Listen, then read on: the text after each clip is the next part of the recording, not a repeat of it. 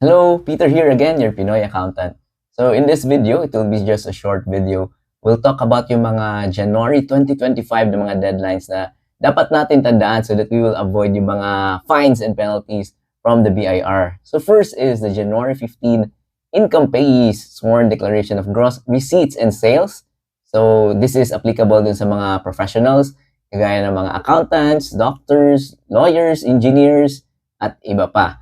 So, mga consultants din, agents, insurance agents, and the like, yung mga professional athletes, mga entertainers, kahit yung mga artista, they are required to submit this so that mas lower yung withholding tax na ng kanilang income taxpayer sa kanilang income. So, for example, sa mga real estate brokers, they are required to submit dun sa kanilang mga real estate developers. So that mas maliit yung ikakaltas nila na withholding tax instead of yung 10% magiging 5%. So, tandaan nyo, if applicable to sa inyo, you should submit itong income payee sworn declaration of gross receipts or sales.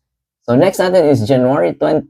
This is the sworn declaration of gross remittances. Ano naman to? So, madaming na nalilito dun sa dalawa. May January 15 na sworn declaration and January 20 na sworn declaration. This time naman, this is per RMC 8-2024. And this is applicable dun sa mga online sellers natin. So, yung mga online sellers natin na nag-avail sa Lazada, Shopee, TikTok, so they are required by these online platforms to submit itong sworn declaration of gross remittances so that again, hindi sila kakaltasan ng withholding tax of 1% na 1/2 of the gross remittances.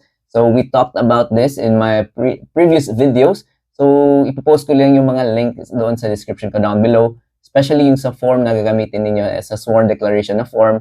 Nandun lang sa description natin down below. So, next natin is January 25. So, this is the fourth quarter percentage tax. So, you will use the 2551Q na form.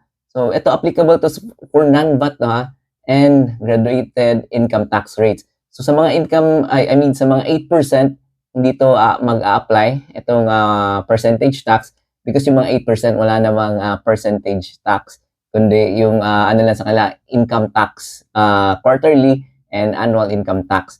So for those na hindi 8% and non-VAT, if you are graduated income tax rates, if whether you are availing ng optional standard deduction or ng itemized deduction, you are required to submit itong percentage tax. So, this is 3% ng inyong gross sales. So, yung deadline again is on January 25. So, tandaan nyo yan. And last but not the least, ito yung madalas nating pag-usapan, yung inventory list. So, deadline yan is January 30. And this is applicable for mga retailers, so wholesalers, manufacturers, merchandiser, real estate, and construction companies. So, i-check nyo yung COR ninyo or yung Certificate of Registration ninyo. If may nakalagay doon na word na retail or kahit anong mga keywords dito, for example, retail, online, sale, via internet, yung mga ganon, basta may retail na nakalagay, you are required to submit itong inventory list. So, madami tayong videos about inventory list and yung mga forms na kailangan ninyo, nandun din sa ating video and ilalagay ko din dito sa video sa description natin. So, basahin nyo lang yung description. So, madami tayong mga deadlines for January 2025.